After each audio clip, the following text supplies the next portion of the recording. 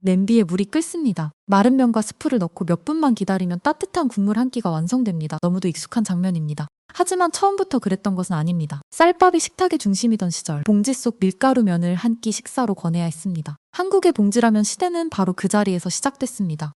1960년대 초 한국은 전쟁 뒤 식량이 부족했습니다. 쌀 생산량은 낮았고 도시 인구는 늘고 있었습니다. 그 무렵 미국 원조 밀가루가 들어왔습니다. 정부와 식품업계 앞에는 두 가지 과제가 놓였습니다. 쌀 소비를 보완하는 일, 그리고 들어온 밀가루를 활용할 식품을 늘리는 일이었습니다. 밀가루로 빵을 만들 수도 있었고 국수나 수제비를 먹을 수도 있었습니다. 그러나 집이 식당에서 먹으려면 그때마다 반죽하고 면을 만들고 끓여야 했습니다. 전중유는 1961년 삼양식품을 세웠습니다. 쌀이 부족한 한국에서 밀가루 식품을 대량 생산할 가능성을 사업으로 옮긴 것입니다. 라면이 쌀 부족을 단번에 해결할 단일한 해법은 아니었습니다. 다만 밀가루 소비를 늘릴 여러 식품 가운데 짧은 시간에 조리할 수 있고 오래 보관해 유통하기에도 좋은 상품이 될 수 있었습니다. 관건은 밀가루를 언제든 꺼내 끓여 먹을 수 있는 한 끼로 바꾸는 일이었습니다. 그러려면 면을 오래 보관할 수 있는 형태로 만드는 생산 기술이 필요했습니다.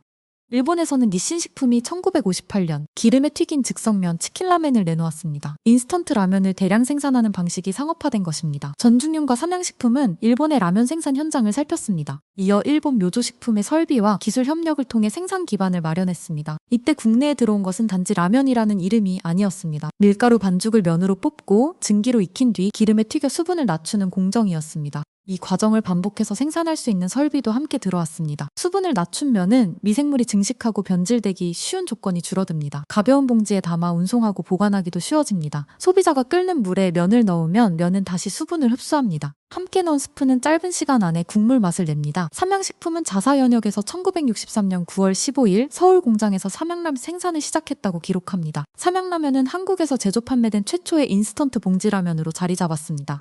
밀가루를 증숙하고 유탕하고 건조하고 포장해 장거리 유통이 가능한 즉석식으로 바꾸는 국내 제조 체계도 이때 시작됐습니다. 공장은 봉지 안에 조리의 상당 부분을 담아냈습니다. 이제 남은 일은 그 봉지가 사람들의 실제 식사로 선택되는 일이었습니다.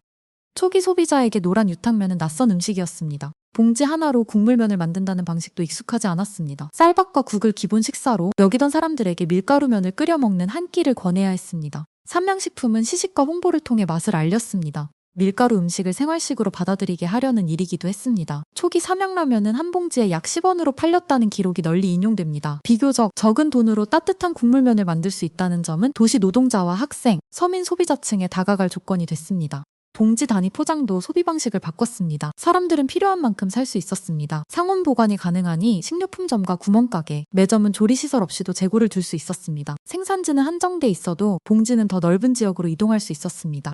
짧은 조리 시간은 시간과 조리 도구가 넉넉하지 않은 사람들에게도 의미가 있었습니다. 라면은 빠르게 먹는 식사가 됐고 야식이라는 선택지도 됐습니다. 판매점에서 집과 가게로 옮겨간 봉지는 그러나 언제나 똑같은 음식으로 끝나지 않았습니다.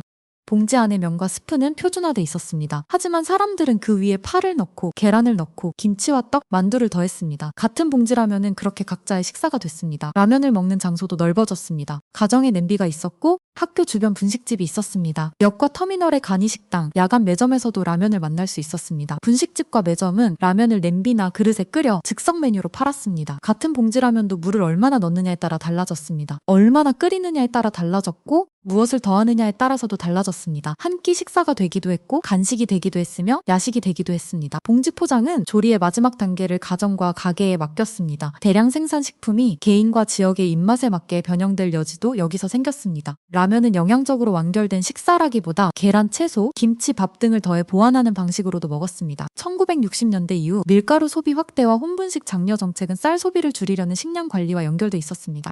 라면은 밀가루를 쉽고 빠르게 먹게 하는 상품으로서 그 시대의 식량 구조와 맞물렸습니다. 이렇게 소비 기반이 넓어지면서 봉지라면은 한 회사의 신제품에 머물지 않았습니다. 여러 기업이 뛰어드는 시장이 됐습니다. 1960년대 중반 이후 롯데공업 등 경쟁업체가 라면 시장에 들어왔습니다. 봉지라면은 한 기업의 신제품에서 여러 회사가 경쟁하는 식품 산업으로 바뀌었습니다. 기업들은 면의 식감과 국물 맛을 놓고 겨뤘습니다. 매운맛도 경쟁의 대상이 됐습니다. 가격과 포장, 광고, 유통망 역시 중요해졌습니다. 이 경쟁은 제품을 다양화하고 대량 유통의 토대를 넓혔습니다. 어느 가게에서나 살 수 있는 유통망 자체도 라면 소비를 키우는 경쟁 요소였습니다. 이후 한국 라면은 다양한 맛으로 달라졌습니다. 용기면이 등장했고 편의점 조리와 프리미엄 제품, 해외 수출도 커졌습니다. 그래도 보존 가능한 면과 스프를 봉지에 담고 소비자가 짧은 시간 안에 끓여 먹는 기본 구조는 이어졌습니다. 봉지라면은 비교적 낮은 가격과 쉬운 보관, 냄비 조리, 재료를 더할 수 있다는 장점을 유지하며 가장 기본적인 라면 형식으로 남았습니다. 훗날 편의점과 즉석조리 문화가 커진 뒤에도 봉지를 뜯고 뜨거운 물과 열원을 이용해 취향의 재료를 더하는 관행은 다시 활용됐습니다.